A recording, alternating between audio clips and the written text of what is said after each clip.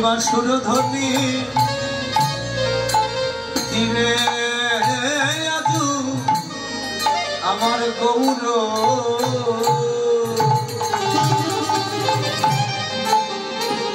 আমার গৌর হলো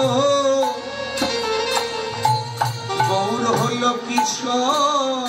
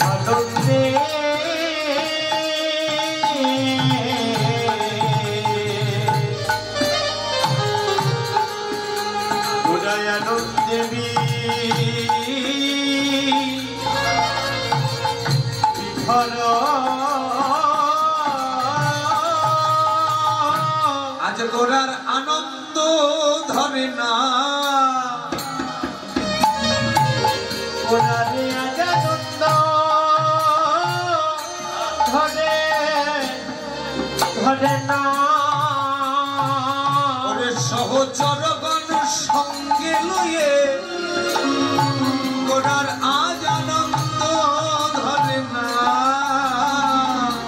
সহচরগণ সঙ্গে লয়ে গোড়ার আজ আনন্দ ধরে না হরি নাম সংকীর্তন মাঝে গোড়ার আজ আনন্দ ধরে না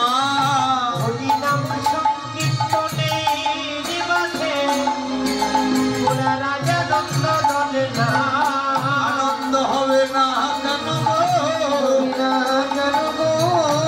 জয় গৌর সেই কৃষ্ণ আনন্দ হবে না কেন গৌর সেই কৃষ্ণ হবে না কেন এই তো সেই রে এই তো সেই রে ব্রজের কানাই নদের নিমাই এই তো সেই রে ব্রজের কানাই নদের নিমাই এই তো সেই রে ভজনের ভজনের মূরতি গাই কানু একাকৃতি ভজনের মূরতি গাই কানু একাকৃতি ভজনের মূরতি বিরিতির মূরতি গাই কানু একাকৃতি বিরিতির মূরতি গাই কানু একাকৃতি বিরিতির মূরতি গাই কানু একাকৃতি বিরিতির মূরতি আবার এসেছে এবারন্দে বাহু এসেছে হেমদণ্ড বাহু তুলে আবারও এসেছে বিনোদ বাহু তুলে আবারও এসেছে বিলাতে এসেছে বিলাতে এসেছে কলিযুগের দ্বারে দ্বারে বিলাতে এসেছে কলিযুগের দ্বারে দ্বারে বিলাতে এসেছে কলিযুগের দ্বারে দ্বারে হরি নামের প্রেম নিয়ে কলিযুগের দ্বারে দ্বারে হরি নামের প্রেম নিয়ে কলিযুগের দ্বারে দ্বারে হরি নামের প্রেম নিয়ে কলিযুগের দ্বারে দ্বারে হরি নামের প্রেম লই কলিযুগের দ্বারে দ্বারে হরি নামের প্রেম লই কলিযুগের দ্বারে দ্বারে গৌরা বিলাতে এসেছে প্রাণ গৌরায় বর গৌরা এলো রে এলো রে এলো রে রাধে শ্রী কৃষ্ণ কৃষ্ণ চৈতন্য মহাপ্রভু আমার প্রভু আদরের দুলালিয়া কৃষ্ণ প্রিয়ার প্রাণধন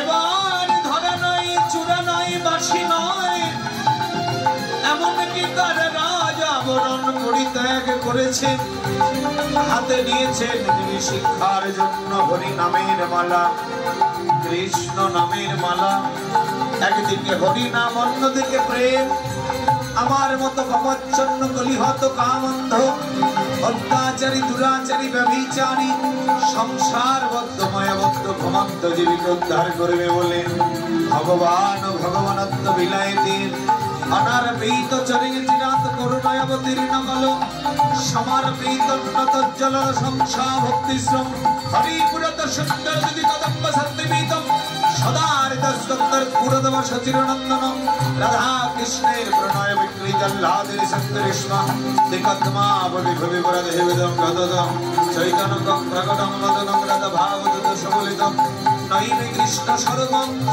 চেতো দর্পণমার্জনম ভবো মহাতভগ্নিকপানম সয়কৈরবো চন্দ্রিকা ভিতরম বিদ্যাবধু জীবনম আনন্দম গুরুদিবর্ধনম প্রদীপদম পূর্ণামৃতস্মাদনম সর্বাত্মস্নাপনম পরম বিজয়তে শ্রীকৃষ্ণ সংকীর্তনম তোরা কে দেখবি আয় দেখার সময় বয়ে যায় সোনার মানুষ বিরাজ করে এখন সোনার নদী আয়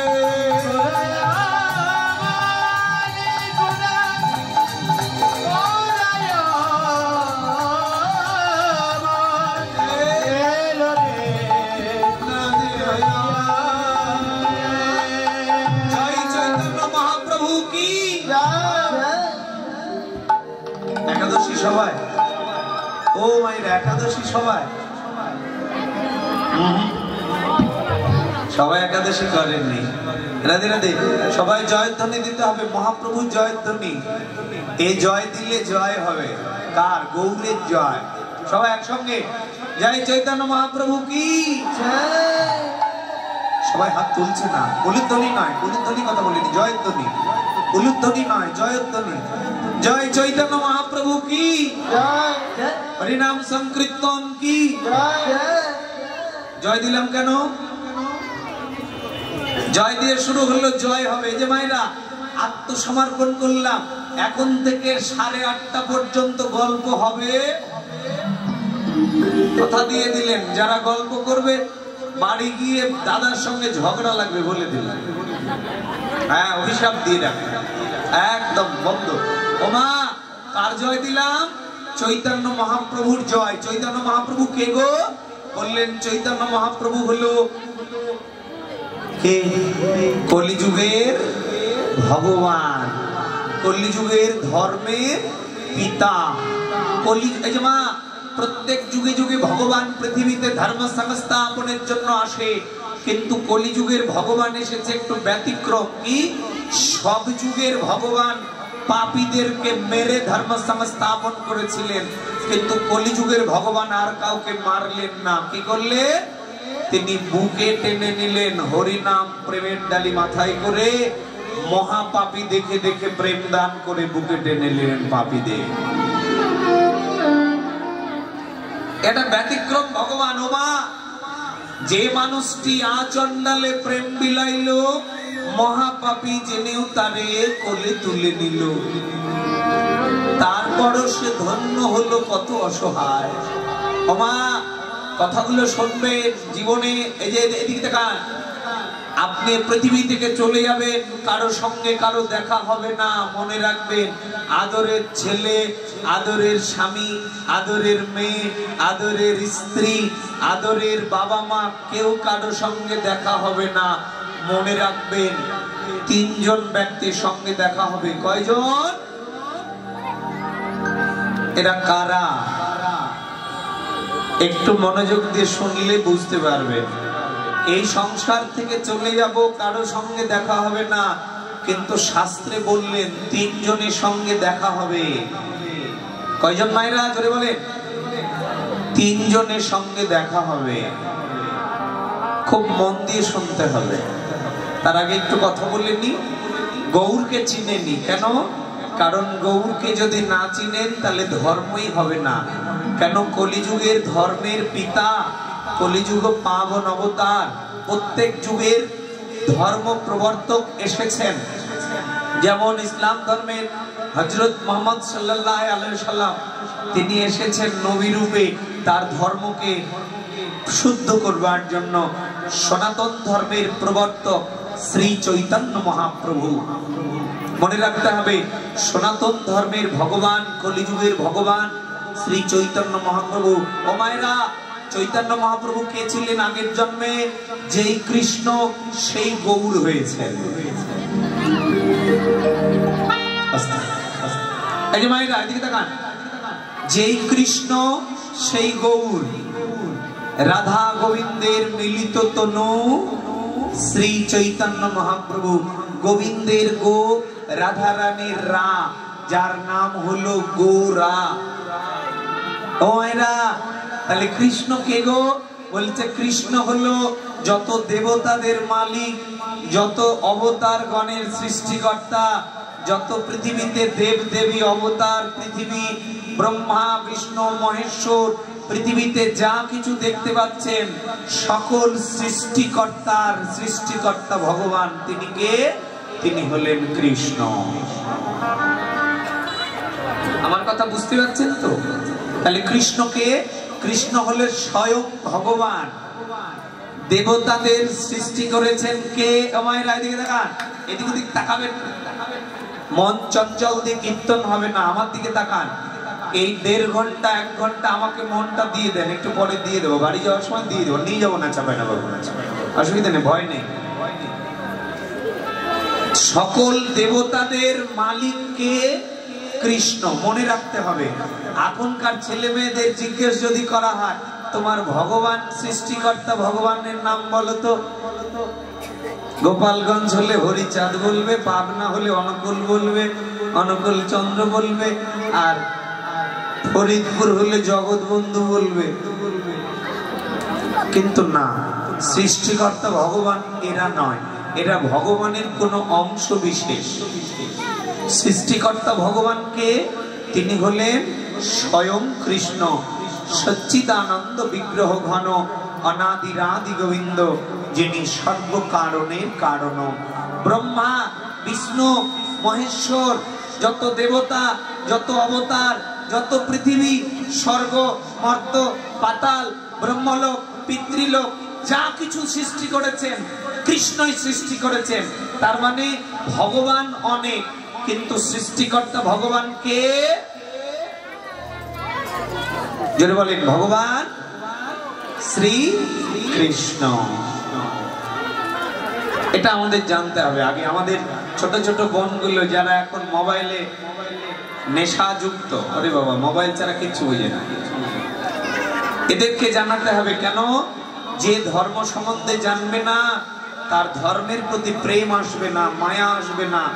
এই জন্য লজ্জা লাগে, এখনকার ছেলে মেয়েরা পৃথিবীর শ্রেষ্ঠ ধর্ম সনাতন ছেড়ে দিয়ে অন্য ধর্মে চলে যাচ্ছে। কেন? ওর বাবা মার দোষ, ওর বাবা মা ওকে ধর্ম শেখায়নি। পৃথিবীর শ্রেষ্ঠ ধর্ম সনাতন। যদি একটা স্টুডেন্টকে জিজ্ঞেস করা হয়, তুমি প্রমাণ দাও তো সনাতন ধর্ম শ্রেষ্ঠ, এটা কয়েকটা পয়েন্টের উপরে ব্যাখ্যা করো, আমার মনে হয় না যে একটা স্টুডেন্ট পারবে এই কথাগুলো। কেন পারে না? কারণ ছেলে মেয়েদের মোবাইল শেখানো হয়, পড়াশোনা শেখানো হয়, কিন্তু যাকে জানলে ধর্ম সম্বন্ধে জানতে পারবে তাকে জানানো হয় না। মা, গীতা এমন একটা গ্রন্থ, ভগবানের মুখনিসৃত বাণী। গীতা যদি কোনো ছেলে মেয়ে পড়ে তাহলে তার চরিত্র নিয়ে আর ভাবতে হবে না। গীতার যে বিশ্লেষণ, ব্যাখ্যা, গীতাকে যদি কেউ আশ্রয় করে ওই ছেলে মেয়ে 100% গুলি মারলেও ধর্ম ত্যাগ করবে না, যদি গীতা পড়াতে পারেন ছেলে মেয়েদের। কিন্তু এমন বাবা মা খুঁজে পাওয়া যায় না। এই যে এদিকে তাকান, ইসলাম ধর্মের একটা ছোট্ট বাচ্চাকে জিজ্ঞেস করবেন তোমার নবী রাসূলের জীবনী বলো তো, ফটাফট বলে দেয়।